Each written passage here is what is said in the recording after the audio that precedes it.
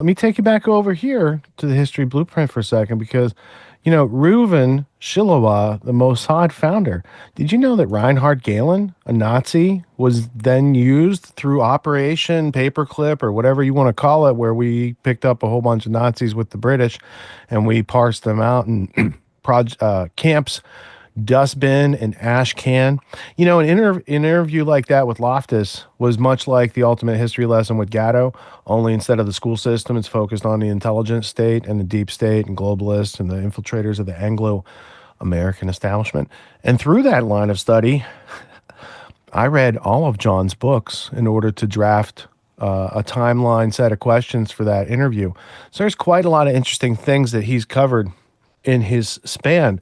But Reinhard Gehlen and these various Nazis that were picked up and used in Operation Gladio are very interesting and in close proximity to Gehlen training the Mossad. This was done in many places where you think, hey, they were enemies, right? Why are they training together?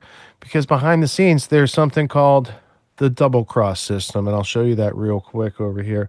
The double cross system comes out of an earlier agreement, which would be preceded by like the Balfour Declaration or the British Israel World Federation, this sort of thing.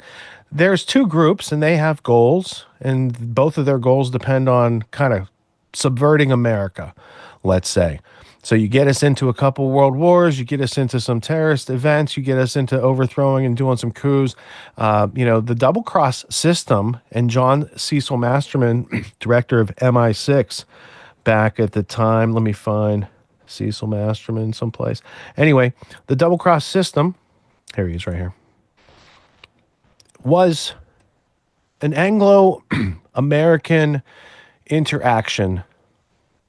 I would say our part in it was not informed consent and not voluntary, if you want to talk about those types of interactions. The British had this oversight need to control American intelligence and statecraft and the State Department. And so they got a bunch of Americans who were probably not too far from the opium smuggling, skull and bones, East India Company days of yore. And they got them to interface in such a way that it was always in the United Kingdom and maybe their special partner's favor. People like James Jesus Angleton, who played a role in espionage in a very unfavorable way to American history, was part of this double cross system. And when I say double cross, look, these are Roman numerals. XX is the 20, like the 20 committee.